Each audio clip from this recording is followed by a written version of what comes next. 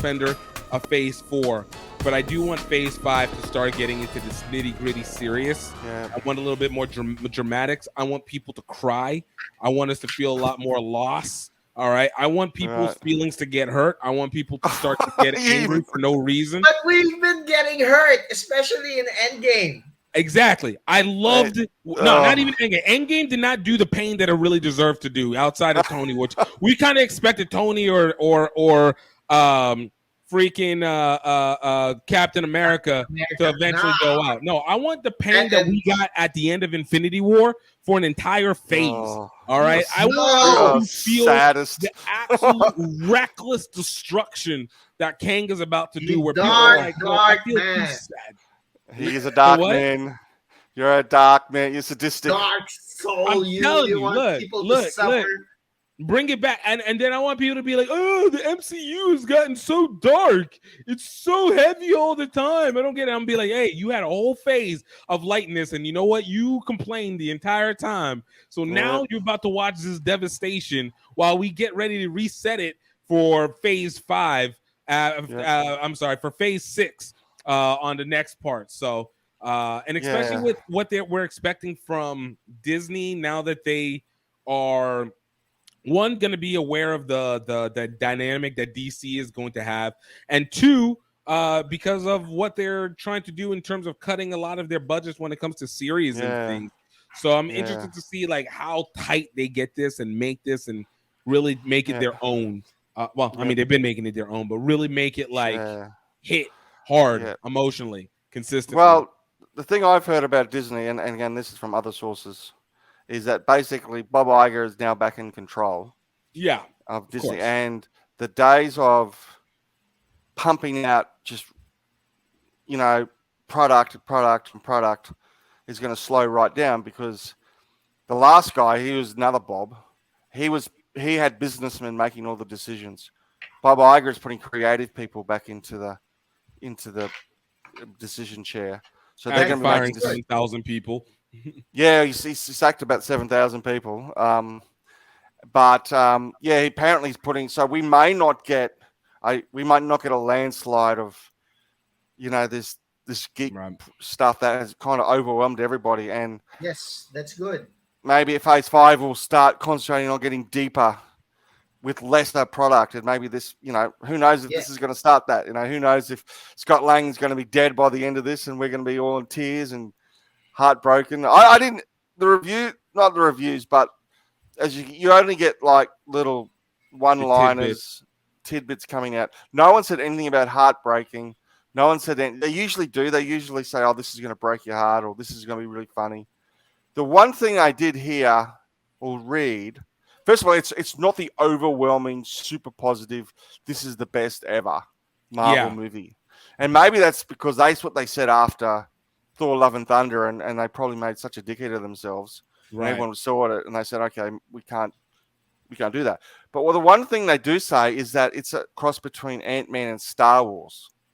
Like, several people have made that link, and I'm sitting there thinking, all right, is Kane going to be Scott's father? I am your father.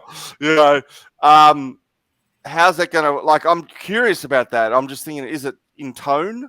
Is it the storyline? Is it going to be kind of Cassie Lang's going to be like Skywalker, and there's going to be a Death Star, or is it? It's a curious thing. The Death Star, like that orange city thing. Yeah, because that's all I said. And I thought, I didn't get that from the trailers. Right. I think probably because of the fact that even looking at it and how much they're going to be focusing on the quantum verse, some of the elements, and I would assume that a person would connect it to Star Wars in the same way of like, it feels like a Cloud City on the Death Star, maybe on the deck. So probably has like that element where it feels like one part Dune, one part Star Wars, one part like the far distant reaches of Star Trek, and then all of it within this fantasy zone because there's powers.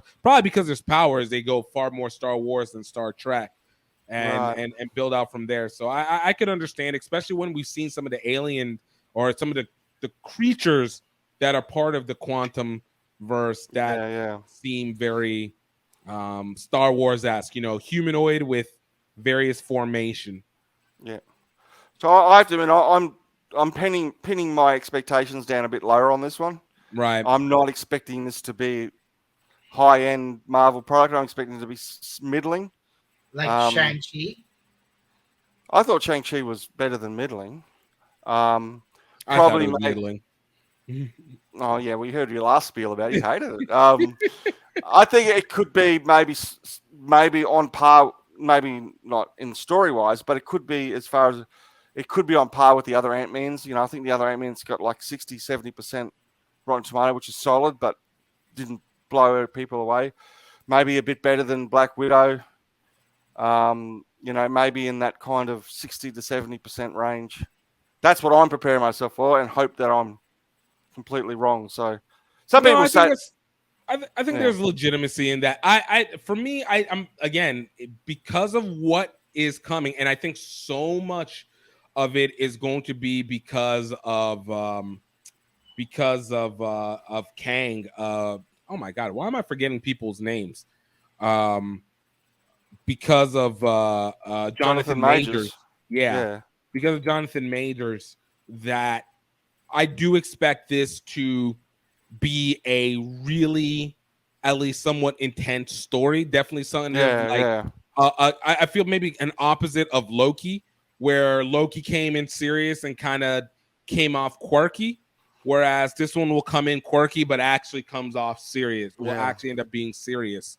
So I'm expecting this to be more so within the range of Civil War. Oh, to be honest with you, I expect it. Now I'll go in with the expectations that's high end. Because I think there's so much being asked of Jonathan Majors Kang. But if they freaking Ultron me again, and I know it's not Joss Whedon doing it, I swear, I'm not gonna give up on them. But your beginning is the beginning of the end. It will be the beginning of the end for me. All right, don't do me twice. So the other bits and pieces of information I've seen just on the net is that Kang is definitely a Thanos level threat, if not more. That's what I want. I want the stakes to be like, hey, the Hulk is gonna go back into high bitch mode once again. Let's remind our friends to please click on the subscribe button and hit that notification bell so you know when we have new videos out. Subscribe! Subscribe! Oh, God.